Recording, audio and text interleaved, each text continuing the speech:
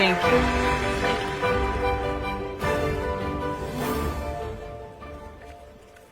Shukran.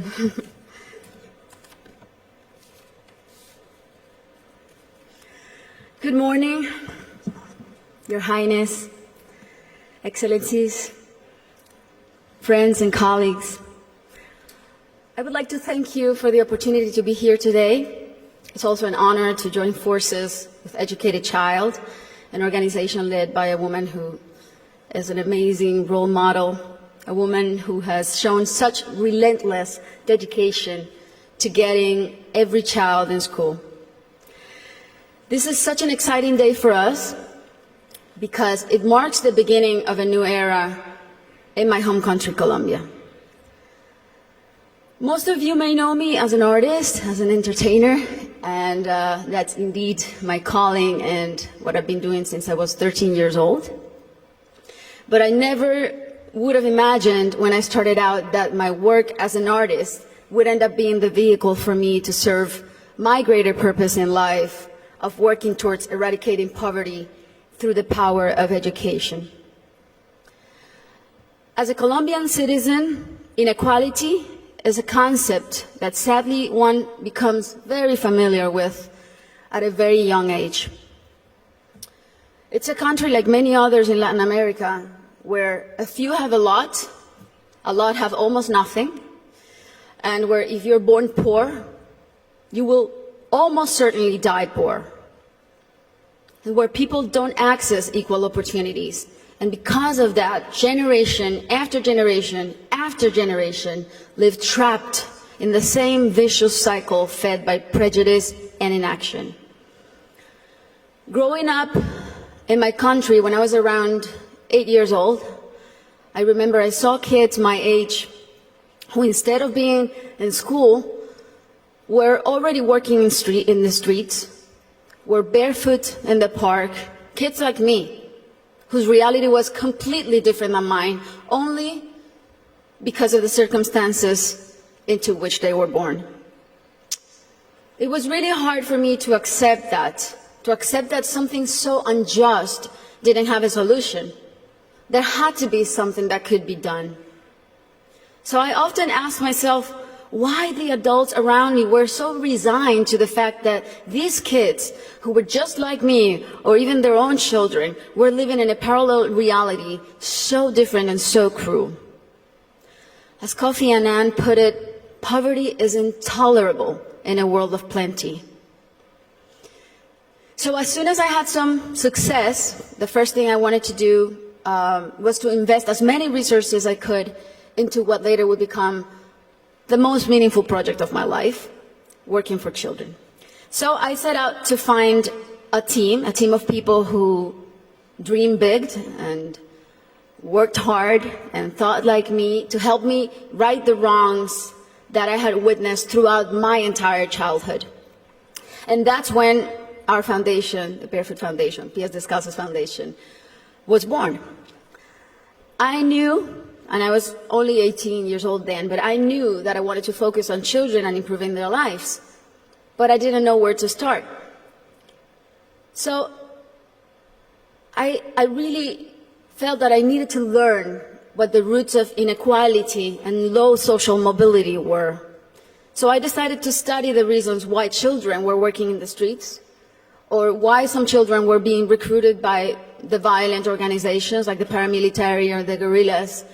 Why were so many children suffering from chronic malnutrition? And I realized that most of the issues that children face in my country had and have a common denominator: the lack of access to quality education. To me, it became crystal clear that education was the surest way to give all of these kids the best fighting chance of improving their circumstances in life, because education is the great equalizer. When I started building schools in Colombia, we chose the most remote areas where there was literally nothing, no infrastructure, no paved roads, no electricity, no potable water. And we decided to build in those places, but not only build schools, but state-of-the-art schools. schools with comprehensive models that included ECD programs, school feeding programs, parent and teacher training. And another very important part is we decided to engage the government as a strategic partner and made it nearly impossible for them to say no to doing their part by showing them results through our holistic model that really proved to work.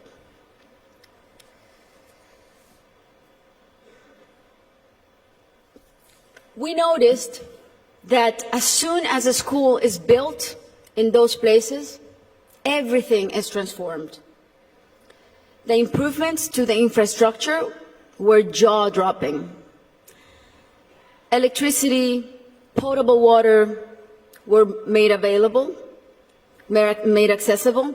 Roads were paved. Malnutrition plummeted. But the best part of all is the academic results. The kids really responded academically. And now those kids who could have been recruited by the guerrillas or paramilitaries, or that could have had a completely different outcomes for their lives, they're now on their way to the university and thriving in their communities. Some of them are athletes, some of them are professionals.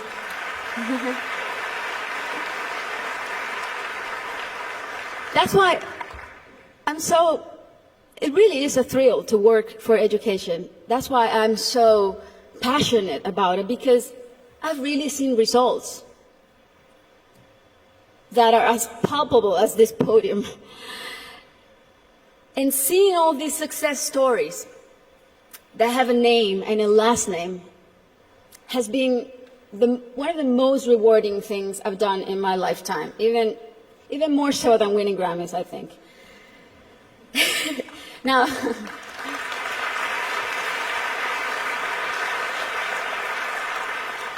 that said, our work is far from being done. Many developing countries are still rife with inequality and internal conflict, and there are a lot of kids who still need to be reached. History is not only the past. History is made every day in the present. And what matters now is how we go forward and how we fix what's wrong. And that is the real challenge. This is the goal of the SDGs and what people like Her Highness and myself and so many more of you who are adamant about achieving are here for. Facts don't lie, and numbers show what an incredible return on investment a quality education provides. For instance, if all students in low-income countries left primary school with basic reading skills, 171 million people could be lifted out of poverty. Systemic change often begins from the bottom up rather than the top down. The government must take responsibility, and we should all put as much pressure as we possibly can, but the rest of all, the civil society, should also do their part. What we have discovered, both at Pies Descalzos and Educated Child, is that many times only one single barrier to entry, such as no access to transportation or basic needs like a functioning bathroom, can prevent a kid from attending school or even put them at risk of dropping out. Sometimes all it takes to change a child's life is the security of a hot meal in school or the ease of being able to hop on a bus that will leave you safely at your classroom's door. It's as simple as that. And these are simple interventions, and they don't cost a lot.